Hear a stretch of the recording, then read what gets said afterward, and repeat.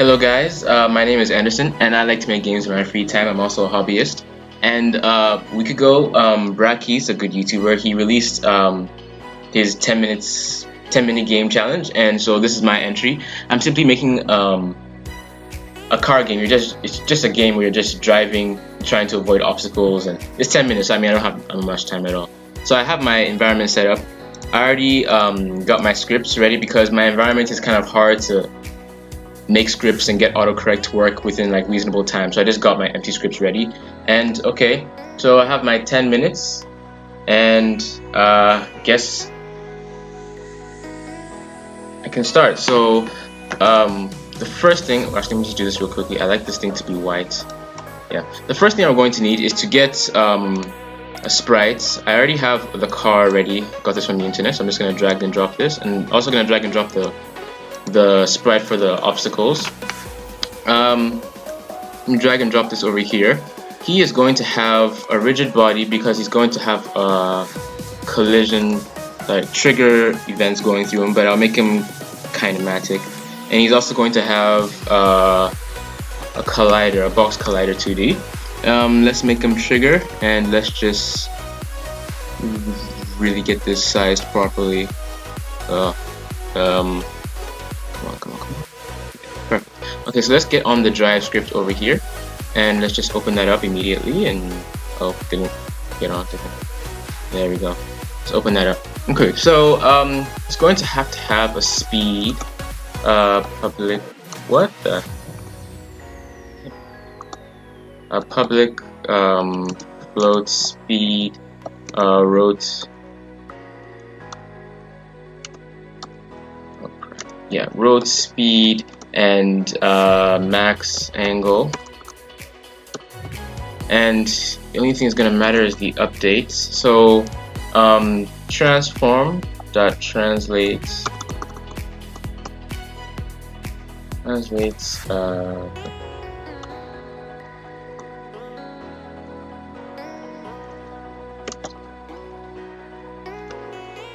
so basically he's only gonna be moving upwards. He's also gonna change his axis, so we're gonna he's gonna change his rotation.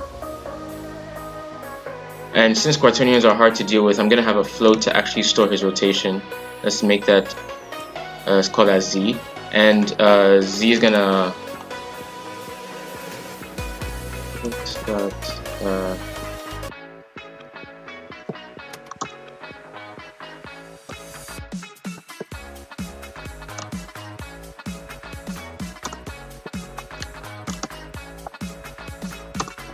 okay, and since I have to make this minus equal since this is negative when I want to go left. And lastly, Z is going to go math function dot clamp Z negative max angle and max angle to limit how much you can rotate. So that's all we need for this car. Let me give it some quick variables. I'm not going to test it out yet because I have to fix the camera too. So let's give it a speed of, I think, 20, a rotation speed of 250, and a max angle of, let's say, 20.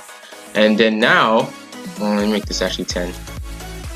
Now let's make the camera follow the car before we do anything else. So the camera is only going to need one variable, and that's going to be the car transform. Let's just call it T, and we just come here and say transform dot position and equal a new vector 3 transform dot position dot x t dot position dot y and transform dot position dot z. It basically just means follow the car.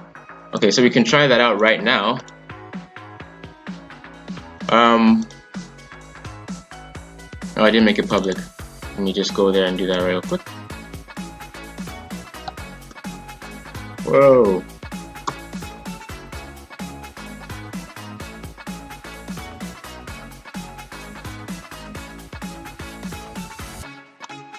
And it should work perfectly. Oh, okay, that's not working. Let's see what's wrong here. Oh, I'm not. transform dot rotation equal new vector 3 0 0 z. My bad, I forgot to do that.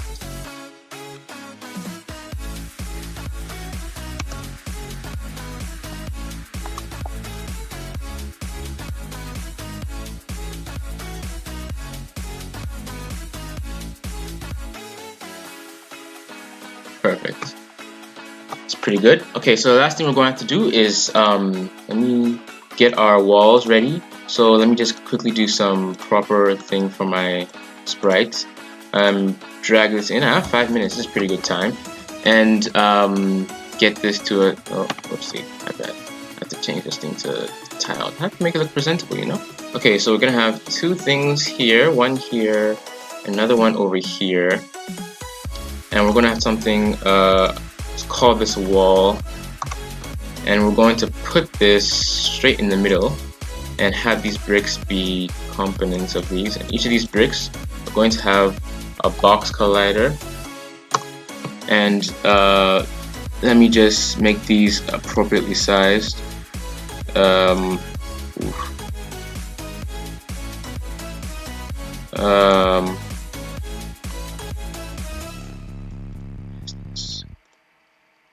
Tricky. Okay, and make that a prefab, and yeah, that should be good. Okay, so we're gonna have to have a generator. So let's create a generator. Let's just misspell that. That's cool. Okay, and this, let's make this a child of the camera, since the camera is always going to be following the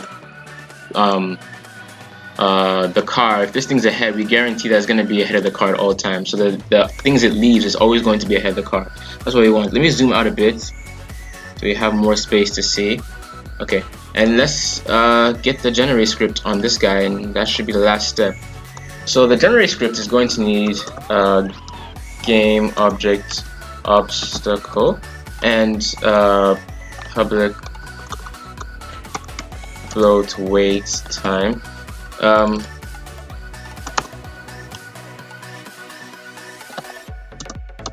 This is why I should really learn touch typing faster. Okay, so the only thing it's going to do in the start is start a coroutine.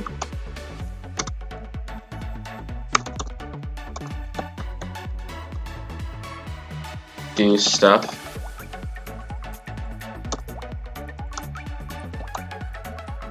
In the do stuff coroutine, enumerator do stuff is going to while true.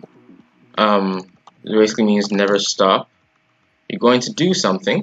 What you're going to do is you're going to yield return new wait for seconds wait time, and after that you're going to instantiate the obstacle at transform dot position at quaternion dot identity. So no rotation. We're going to keep a reference to this game object because we're going to want to translate it a certain offset to randomize the gameplay. So gd.transform.translate new vector 2.left, yeah, times random.range.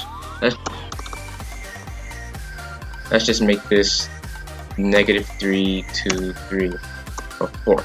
Yeah, and that should be all that's needed. So it's gonna forever be generating stuff. So wait for that to compile, and then drag and drop that and give it a wait time of 2 seconds, and let's see how this goes.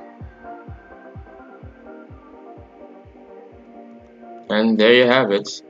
So you have to avoid those, and the last thing you have to do is just add end game logic, and I can do that by going over here and saying